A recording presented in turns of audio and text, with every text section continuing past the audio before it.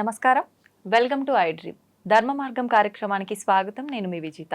ప్రస్తుతం మనతో పాటు ఉన్నారు శ్రీ విద్యా ఉపాసకులు. గత కొన్ని సంవత్సరాలుగా ఎంతో మందికి ఉపాసన శిక్షణ ఇచ్చిన వారు శ్రీ శ్రీ శ్రీ గురు కరుణామయ్య గారు. ఇప్పుడు గురుగారితో మాట్లాడి మరిన్ని విషయాలు తెలుసుకుందాం. నమస్కారం గురుగారు. గురుగారు, చాలా మంది పూజల విషయానికి వచ్చేసరికి ఇంట్లో నిత్యం దీపారాధన చేస్తుంటారు, ఆలయానికి వెళ్ళడానికి వీలు పడదు. అలాంటి వాళ్ళు శివుడికి అభిషేకం చేయాలన్నా లేదా ఇంకా వేరే దేవుళ్ళకి ఎవరికైనా అభిషేకాలు ఇలాంటివి చేయాలన్నా విగ్రహం ఉండాల్సిందే అని విగ్రహాలు తెచ్చి ఇంట్లో పెట్టుకుంటారు. ఎవరో ఒకరు చూసి అలా విగ్రహాలు ఇంట్లో పెట్టడం తప్పు, అసలు నువ్వు పూజలు చేయడం కాదు కదా, పెద్ద దోషము, ఏదో ఒక చిన్న బీజం నాటిపోతారు వాళ్ళకి.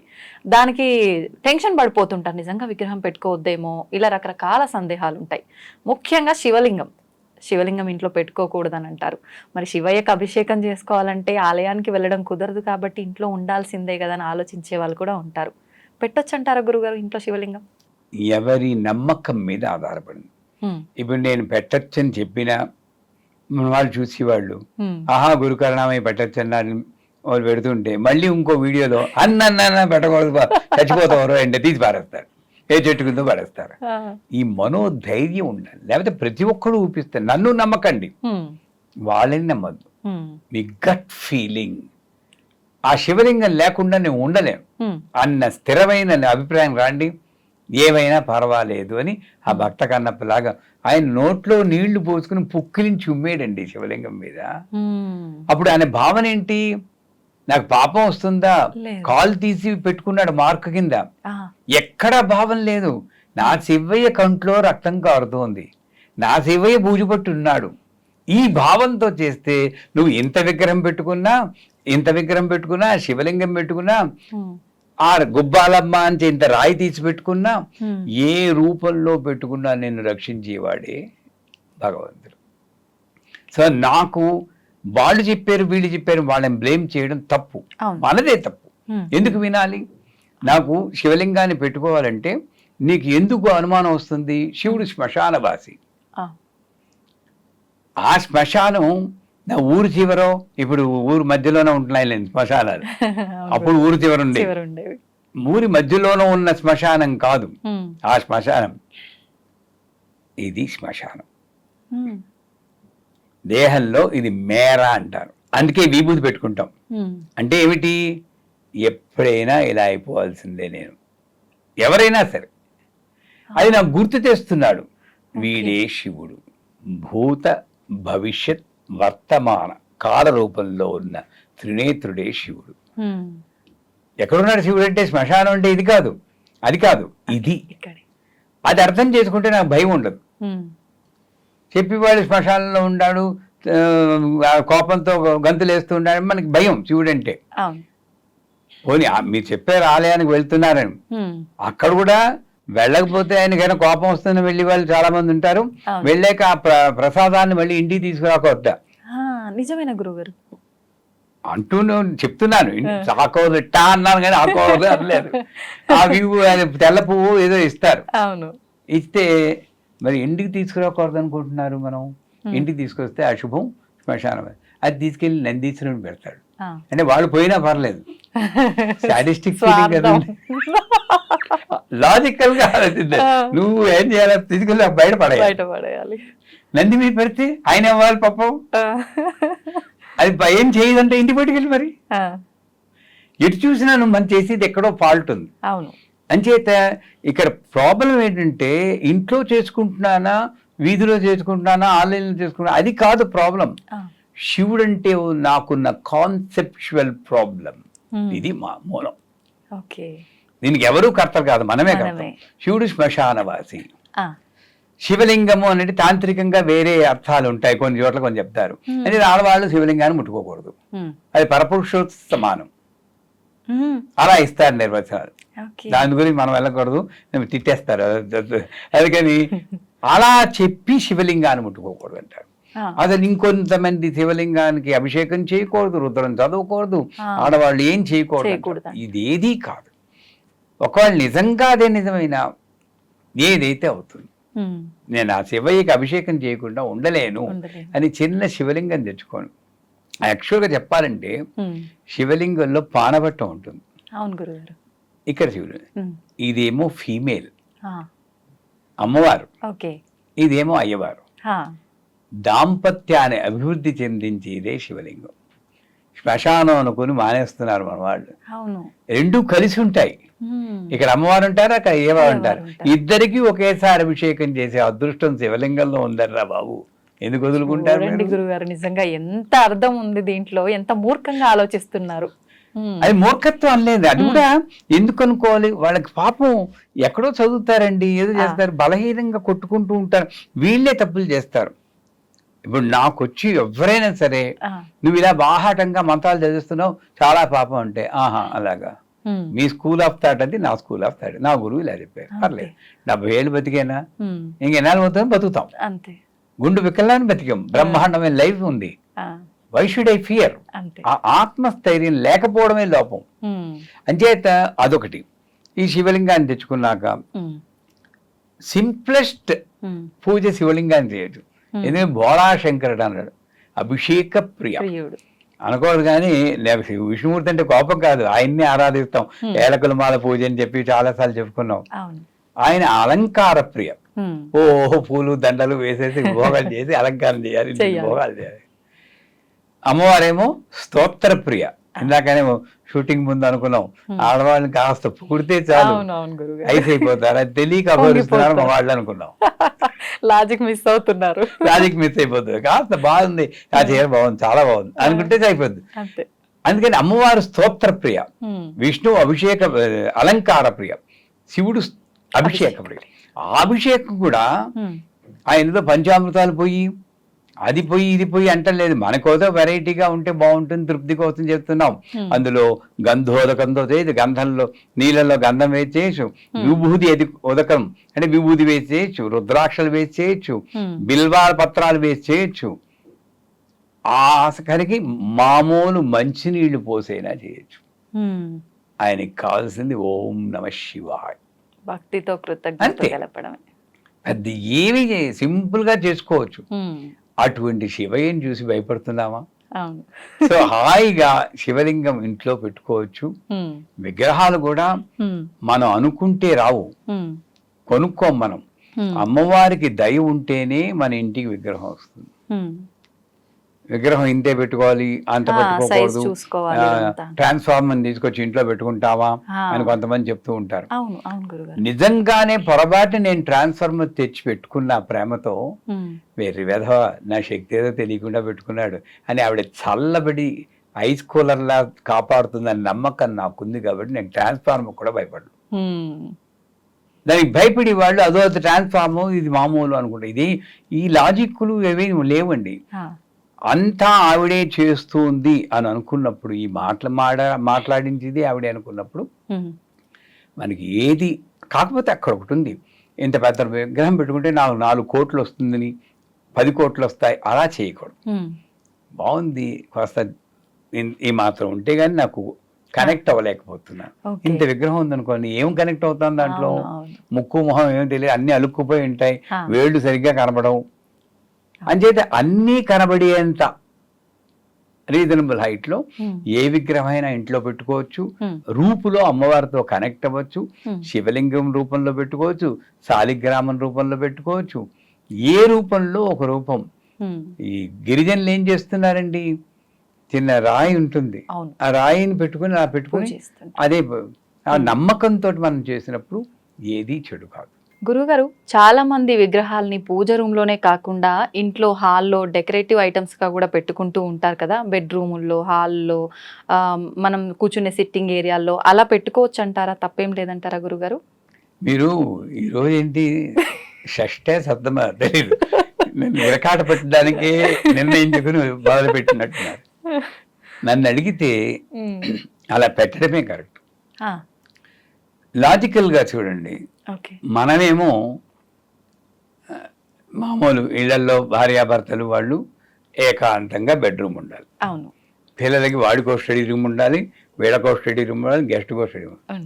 పాపం విష్ణుమూర్తి, లక్ష్మీదేవి, శివుడు, పార్వతి, వినాయకుడు వీళ్ళందరికీ ఏకాంతం అక్కర్లేదు కదా.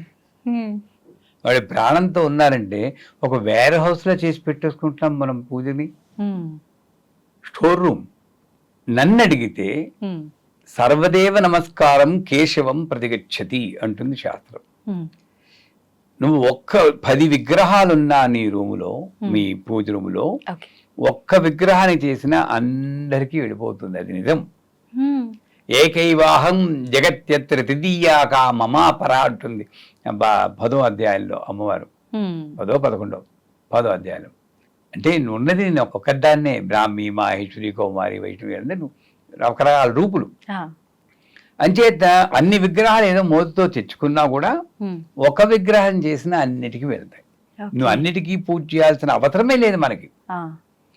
మనం ఏం చేస్తున్నాం, విగ్రహాలు 4 వినాయకుళ్ళు, 5 ఆంజనేయ స్వాములు, 4 షిరిడి సాయిబాబా. అవునా కదా? వీళ్ళకి మూతలు కూడా తీరు పాపం. సెల్ఫిన్ పేపర్లు వాళ్ళు వేసి ఉక్కిరి బిక్కిరి అవుతుంది. నేను ఎప్పుడైనా పూజ చూసావా మా గతి అన్నట్లు ఉంటుంది వాళ్ళు. ఎందుకంటే మూత తీస్తే మళ్ళీ కడుక్కోవాలి కదండి, మార్చిపోతాయి వెండి విగ్రహాలు. తప్పేనా? నేను ప్రతిరోజు భయంతో ఇక్కడ చూపించాను, ఇక్కడ చూపించాను, ఇక్కడ అందరికి చూపించాలి, అందరికి పూలు పెట్టాలి, నైవేద్యం అందరికీ తినిపించాలి. ఈ భ్రమలో పడి కొట్టుకుంటున్నాం. అందుచేత మీరు అడిగింది మంచి ప్రశ్న. నన్ను అడిగితే పూజ రూమ్ అంతా కొంచెం ఖాళీ చేయండి, చేసి ఒక్క విగ్రహం, మీకు నచ్చిన విగ్రహం, కులదైవం అంటూ ఉంటారు, వెంకటేశ్వర స్వామి, దుర్గాదేవి, వాళ్ళని పెట్టుకోండి. ఓ దీపం పెట్టుకోండి. మీకు దీక్ష ఇచ్చిన గురువుగారు ఉంటే ఆ గురువుగారు ఫోటో పెట్టుకోండి. మిగతా విగ్రహాలన్నీ వీళ్ళందరినీ పిల్లల రూముల్లోనూ, పిల్లలు మీ ఇంట్లో పిల్లలు ఉంటారు, వంటింట్లో ఉండాలి. వంటింట్లో కూడా అక్కడ సమయపుర అమ్మ అని ఒక అమ్మవారు ఉన్నారు. ఆవిడ అక్కడ ఉంటే చాలా మంచిట, అగ్ని జ్వాలలా ఉంటుంది. అక్కడ చైతన్యవంతమైన ఫుడ్ తయారవుతుంది అంటారు. ఏదైనా సరే అన్నపూర్ణేశ్వరి విగ్రహాన్ని అక్కడ పెట్టుకోవాలి. ఆవిడ రక్షణ వల్ల అమృతం అవుతుంది. సరస్వతీదేవి విగ్రహాన్ని మన పిల్లల రూపంలో పెట్టుకోవాలి. వాళ్ళకి ఎవరై అమ్మవారు ఉంది, పొద్దున్న ఏదో ఒక దానం పెట్టుకుంటే పెట్టనంటారు, కానీ మర్నాడు కొంచెం భయం ఉంటుంది. ఒకసారి ఇలా పడేస్తూ ఉంటారు. మెల్లిమెల్లిగా కొంచెం పూజలు నేర్చుకుంటాం. సో ఇలాగా మన ఇంట్లో పిల్లల్ని కూడా మనం మార్చుకోగల శక్తి ప్రతి విగ్రహాన్ని అన్నింటిలో మన ఎంట్రన్స్ లో వారాహిదేవి విగ్రహం పెడితే లోపలికి నెగిటివ్ ఎనర్జీ రాకుండా దుర్గాదేవి, హనుమంతుడు, దుర్గాదేవి, గణపతి, ఈ 3 విగ్రహాలు ఎంట్రన్స్ లో పెడితే లోపలికి వచ్చే శక్తిని అవి చెక్ చేస్తూ ఉంటాయి. వీధి షోలో ఉన్నా కూడా ఈ 3 విగ్రహాల్లో ఒక విగ్రహం పెట్టమంటారు వాస్తులో. అంచేతే లివింగ్ రూమ్ లోనేమో వీళ్ళ ముగ్గురులో ఒకళ్ళని హాయిగా వాళ్ళు అమ్మయ్య మాకు థ్యాంక్స్ చెప్పుకుంటాడు దేవుడు, గురుకరణామయ్య చెప్పారు, మాకు కొంచెం ఫ్రీడమ్ వచ్చింది అనుకుంటారు. వీళ్ళందరినీ డిస్ట్రిబ్యూట్ చేయండి. అప్పుడు ఏంటి, నాకు పూజ రూమ్ కాదు, ఇల్లే దేవాలయం అవుతుంది. మనం ఆ ఛాన్స్ పోగొట్టుకుంటున్నాం.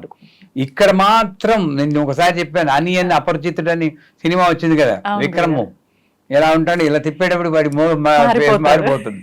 మనం అందరం అపరిచితులమే. పూజ గదిలో మాత్రం ఇలా ఉంటాం. బయటకు వచ్చేటప్పటికి ఏమవుతుందని మనకి. అవునవును. నేను ప్రతి రూములోనూ ఒక విగ్రహం పెడితే ఈ అపరిచితులు చచ్చిపోతాడు. పాయింట్ గురుగారు, భయం ఉంటుంది ప్రతి అమ్మో. గురుగారు, ముఖ్యంగా ఇప్పుడు మనం మాట్లాడుకున్నట్టు హాల్లో, ఇంట్లో, వేరే ప్లేస్లలో కాకుండా పూజ గదిలో పెట్టిన విగ్రహాలని మనం కొత్త విగ్రహాలు తెచ్చుకుంటాం. అలా కొత్త విగ్రహాలు తెచ్చుకున్నప్పుడు పాత విగ్రహాలని, పాత దేవుడి ఫోటోలని ఏం చెయ్యాలి అని చెప్పి ఒక సందేహం అయితే ప్రతి ఒక్కరిలో ఉంటుంది గురుగారు. నిజంగా ఆ పాత విగ్రహాలని ఏం చేస్తే బాగుంటుంది అంటారు గురుగారు? తెలియజేయండి. నేనేనిదంటే ఏదో యాదృచ్ఛికంగా ఓ చెయ్యో కాలం విరిగిపోతుంది అనుకోండి, ఆ విగ్రహానికి న్యాయంగా విశాఖపట్నం వెళ్ళారా ఎప్పుడైనా? అక్కడ కనక మహాలక్ష్మి గుడి ఉంది. ఈ 2 చేతులు ఉండవు, మామూలుగా మొండిగా ఉంటుంది. ఎందుకని గురుగారు అలా? అది ముస్లిమ్స్ కాలంలో వాళ్ళు దొంతం చేశారు. 2 చేతులు, చెయ్యి అంగవిహీనంగా ఉంటుంది. మరి అలా పూజలు బ్రహ్మాండమే. అక్కడ పూజ చేస్తే ఇంక కోట్లే మీకు. చాలా బాగుంటుంది, మంచి శక్తివంతం. మరి ఆవిడ చేస్తున్నారు. మన ఇంట్లో విగ్రహం ఒక వేలుకొచ్చో ఇలా అయినా ప్రారంభిస్తున్నాం. ఎక్కడో తేడా ఉందా? ఎక్కడ మన ఆలోచనలో తేడా ఉంది. ఆలోచనలోనే తేడా ఉంది. పూరి జగన్నాథ విగ్రహం కూడా పూర్తిగా పెద్ద ఏం కనబడదు.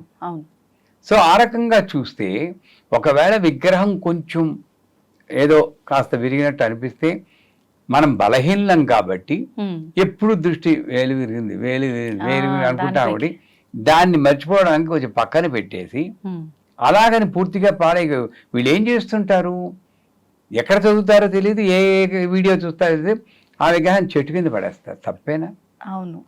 ఇన్నాళ్ళు నువ్వు పూజ చేసేవా, నీ సంసారాన్ని రక్షించిందా, ఒక్క వేలు కొంచెం ఇలా అయితే చెట్టు కింద పడేయడం అంత తప్పు. బోరు మండు ఆ దేవుడు, రేయ్ నిన్ను రక్షించింది నేనేం రా, నన్ను బయటపడేసావు రోయ్ అని అంత వేడవుడు. మరి అలా ప్రతి ఒక్కటి కూడా మనం పాడేయకుండా పక్కన పెడుతూ ఉంటే ఒక స్టోర్ రూమ్ లాగా అన్ని నిండిపోయి ఉంటాయి కదా గురువుగారు. తెచ్చుకోవద్దంటాను నేను, ఒక్క విగ్రహం చాలు. వాళ్ళు ఇచ్చారు వీళ్ళు ఇచ్చారంటే, నాకు ఇచ్చిన విగ్రహాన్ని మళ్ళీ మీలాంటి వారు ఏదో బర్త్డేకి వస్తే అమ్మ ఇది పెట్టుకు చేసుకోండి, చాలా బాగుంటుంది, ఓ మంత్రం కూడా చెప్పండి, రీ మహాలక్ష్మి అని. మనకి ఇవ్వడానికి భయం. గొప్ప మనసు ఎవరికి లేదు గురువు గారు, అంత గొప్ప మనసు లేదు. ఎందుకంటే భయం నాకు, లక్ష్మీదేవి విగ్రహం ఇస్తే సంపద అంతా పోతుంది. నిజమే. సో నా సంపద నాకు ఇక్కడ లేదు, విగ్రహాల్లోనే ఉంది. అంతే. ఇవన్నీ కాన్సెప్చువల్ మిస్గివింగ్స్ అంటారు. అంచేత ఒక్క విగ్రహం పెట్టుకోండి, ఎక్కువ విగ్రహాలు తెచ్చుకోవద్దు. ఆ ఒక్క విగ్రహం కూడా కర్మగాలు ఏదైనా చిన్న భంగం అయితే పక్కనే పెట్టండి. ఆ విగ్రహానికి మీరు పట్టించుకోకలేదు, కొత్త విగ్రహాన్ని పెట్టండి. అంతేగాని బయట పారేయద్దు. ఆవిడ ఇంట్లో ప్రధాన దేవత, ఇంటికి అధిష్టాన దేవత, ఇంటి యజమాని. యజమాని ఎలా తరుగుతామమ్మా? చెట్ల కింద విగ్రహాలు, ఫోటోలు అన్ని పడేస్తూ ఉంటారు. చాలా భయంకరమైన పాపం అది నన్ను అడిగితే. ఎవడు ఇన్నాళ్ళు రక్షించాడో వాడిని కారుణ్యం లేకుండా పడేస్తాడు. అంచేత విగ్రహాలు, కొత్త విగ్రహాలు అసలు తేవడమే తప్పు. కొత్త విగ్రహాలు ఎందుకు తెస్తున్నారు? ఇది బాధపడిపోయింది అని కాదు. కొత్త విగ్రహాలు ఎందుకు తెస్తున్నారు అది రీజన్. లేదు ఇది విరిగిపోయింది, ఓకే, వ్యాలిడ్ రీజన్. అప్పుడు ఆ విగ్రహాన్ని అక్కడే పెట్టి కొత్త విగ్రహాన్ని ఇక్కడ పెట్టుకోండి. మళ్ళీ దానికి పువ్వు పెట్టాల్సిన పని లేదు. మీకు అంతకీ మైండ్ ఇదైతే పూరిలో 12 ఏళ్లకోసారి ఆ శక్తిని తీసి ఇంకో విగ్రహంలో పెట్టేస్తారు. మీకు తెలుసా? విన్నాను గురుగారు. ఈ పాత విగ్రహాన్ని తీసి శ్మశానాన్ని తీసుకెళ్ళిపోతారు. అక్కడ భగవంతుడికి శ్మశానం ఉంది, ఆడ పెట్టేస్తారు. ఈ విగ్రహం ఇంక దీంట్లో శక్తి లేదు. పోనీ అదేదైనా మీకు తెలుసుకుని ఈ పాత విగ్రహం ఉన్నది మయా ఆవాహితేభ్యో సర్వదేభ్య దేవతాభ్యం అని చెప్పి ఇలా చూపించి దీంట్లో ప్రవేశించుగాక అని చెప్పి మైండ్ దాంట్లో సెట్ అయిపోయి ఇంకా అది మామూలు అలాగనే చేసుకో, ఏదో చేయండి. కానీ విగ్రహాన్ని మాత్రం, పాత విగ్రహాన్ని బయట పారేయకూడదు. గురుగారు, మనం చేసే పనుల వల్ల మనకు పాపపు కర్మలు, రకరకాల కర్మలు వస్తుంటాయి అంటారు. మరి ఆ కర్మల నుంచి మనం బయటపడాలి అంటే ఖచ్చితంగా ఆధ్యాత్మిక మార్గంలో నడవాలని, ఎక్కువగా భగవత్ ఆరాధనలో ఉండాలని చెప్తుంటారు కదా. ముఖ్యంగా మనం చేసే పూజలకి ఫలితం రావాలన్నా కూడా ప్రత్యేకమైన తిథులు, పర్వదినాల్లో చేసే పూజలకి ఎక్కువగా ఫలితం వస్తుంది అని చెప్తుంటారు కదా. అలా చూసుకుంటే శ్రావణ మాసం, ఈ మాసం అంతా కూడా మనకి ఎంతో ముఖ్యమైన పండుగలు, పర్వదినాలు, ప్రతి ఒక్క వారం, ప్రతి ఒక్క తిథి కూడా ఎంతో ముఖ్యమైన తిథిగానే చెప్పుకుంటాం.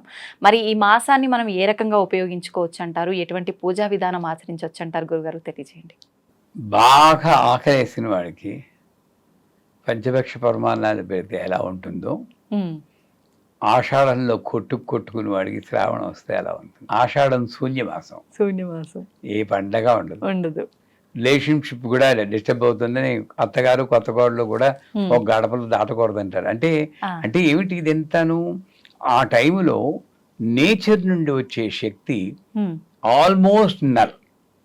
మనకి నేచర్ లేకపోతే మనం బతకలేం. నువ్వు భగవంతుని మనం నమ్మినా నమ్మకపోయినా ప్రకృతి రూపంలో ఉన్నటువంటి అంతరా వ్యాపించిన శక్తే భగవంతుడు. దానికి మన కన్వీనియన్స్ కోసం ఒక రూపం కలిగించి పూజ చేస్తున్నా, అది మన ఇష్టం.